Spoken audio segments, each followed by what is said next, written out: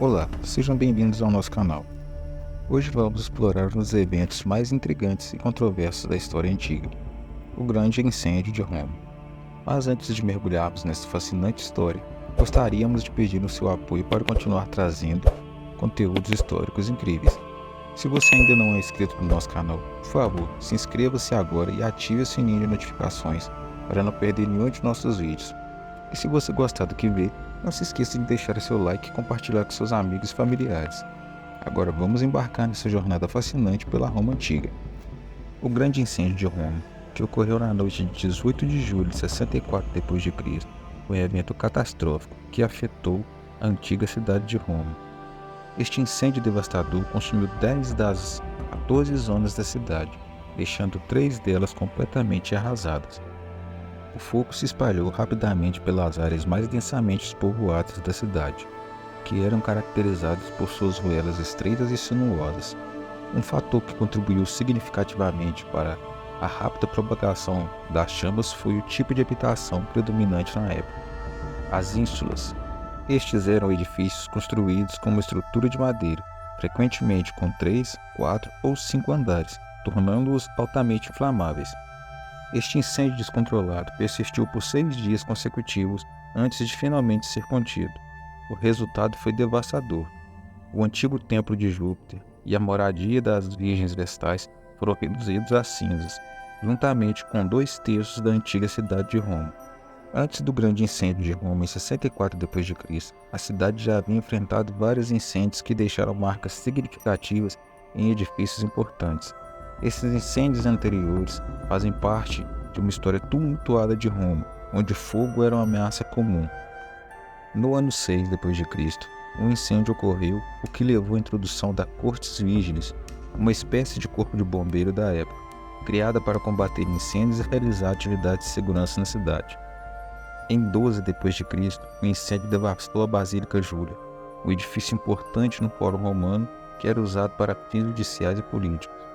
No ano 14 d.C., outro incêndio ocorreu na Basílica Emília, outra estrutura importante no Fórum Romano. Esse incêndio causou danos significativos a essa antiga construção. Em 22 d.C., o Campo de Marte, uma área de grande importância histórica e cultural em Roma, foi atingido por um incêndio causando destruição e perturbação. Em 26 d.C., o Monte Célio, uma das 7 colinas de Roma, também foi afetado por um incêndio, resultando em danos à paisagem urbana da cidade. Em 36 d.C., o icônico Circus Máximo, o maior estádio de corridas de carros da Roma Antiga, foi atingido por um incêndio que teve um impacto significativo na sua estrutura. Esses incêndios prévios demonstram que Roma era suscetível a incêndios graves, devido à característica das suas construções e ao fato que as medidas modernas de combate a incêndios ainda não estavam disponíveis. O Grande Incêndio de 64 foi apenas um de muitos desastres de fogo que moldaram a história da cidade ao longo dos anos. Públio Cornélio Tácito foi um ilustre historiador e senador do Império Romano, cuja data exata de nascimento é incerta, mas geralmente é situada em torno de 56 ou 57 d.C. Sua contribuição para a compreensão da história romana é inestimável, graças às suas obras, que abrange o período entre 14 e 96 d.C. Vale destacar que alguns de seus escritos foram perdidos ao longo do tempo, incluindo os livros que abordariam eventos após o ano 70 d.C. Mesmo tendo apenas 8 anos de idade, no momento do grande incêndio de Roma, Tácito conseguiu produzir um relato detalhado e preciso, utilizando registros e relatórios públicos disponíveis. Após o devastador incêndio que assolou Roma em 6 d.C., o imperador Augusto tomou medidas para proteger a cidade de futuros desastres. Ele introduziu as vigílias, ou as cortes dos vigias.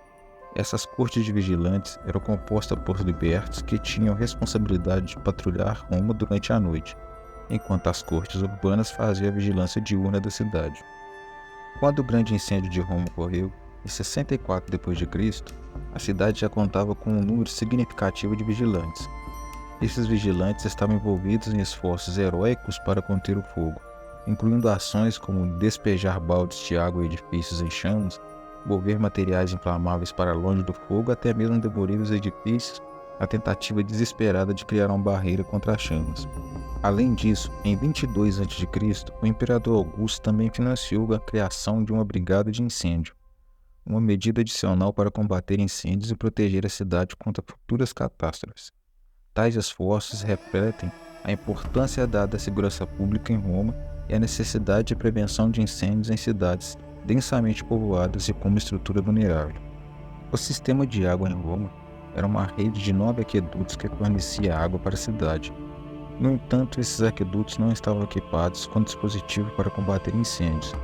Manter esses aquedutos em bom estado de funcionamento era uma tarefa constante para o comissário de águas de Roma. Além disso, o comissário também tinha a responsabilidade de investigar e punir aqueles que estavam desviando água ilegalmente sem pagar as devidas taxas ao Estado. Os bombeiros da época tinham recursos limitados à sua disposição, como cobertores, baldes de água, vinagre e, em casos extremos, a demolição de edifícios para conter incêndio. Quanto à causa do grande incêndio de Roma, existem várias versões. A mais comum é a ideia que os habitantes que residiam em construções de madeira usavam fogo para aquecimento e preparação de alimentos, e que o incêndio teria começado acidentalmente. A situação piorou devido aos fortes ventos que espalharam as chamas pela cidade. Uma versão famosa e controversa sugere que o imperador Nero teria ordenado o incêndio, supostamente com o objetivo de construir um complexo palaciano. Essa teoria ganha força pelo fato do Senado romano ter negado a Nero a permissão para desapropriar as terras necessárias para o seu projeto. Algumas fontes também sugerem que Nero assistiu ao incêndio enquanto tocava sua lira, que foi retirada da obra Quo Vadis.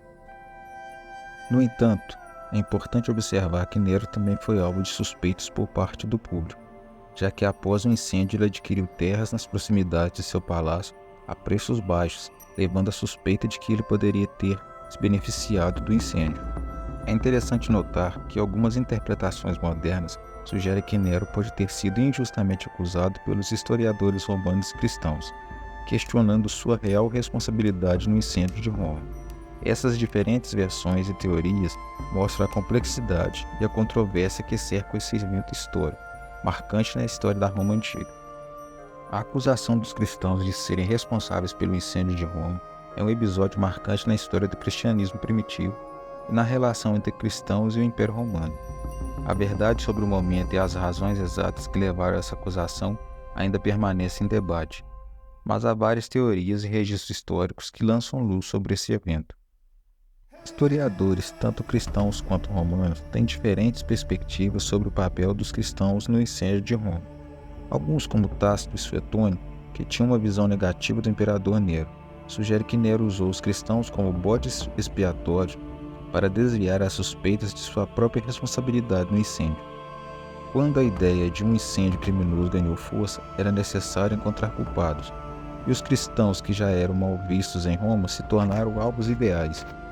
Na época, as crenças cristãs eram consideradas uma superstição nova e maléfica, por alguns, de acordo com Suetônio. Tácito também descreveu os cristãos como inimigos do gênero humano e acreditava que eles mereciam punições severas. Com a acusação de Nero, a comunidade cristã de Roma pelo desastre, marcou-se o início da primeira perseguição oficial dos cristãos pelo Império Romano. Esse evento desempenhou um papel crucial na história da religião cristã e na relação entre os cidadãos cristãos e o governo romano. E com isso chegamos ao final deste vídeo sobre o grande incêndio de Roma. Esperamos que tenham gostado dessa viagem ao passado e tenham apreciado algo novo sobre esse evento histórico incrível. Se você gostou deste conteúdo e quer ver mais vídeos como este, não se esqueça de deixar seu like, compartilhar com outras pessoas interessadas na história. E é claro, se você ainda também não é inscrito no nosso canal, se inscreva agora e ative o sino de notificações para não perder nenhum de nossos vídeos. Agradecemos muito pelo seu apoio e por fazer parte dessa comunidade de entusiastas da história. Fiquem atentos para mais conteúdos empolgantes aqui no nosso canal. E até a próxima!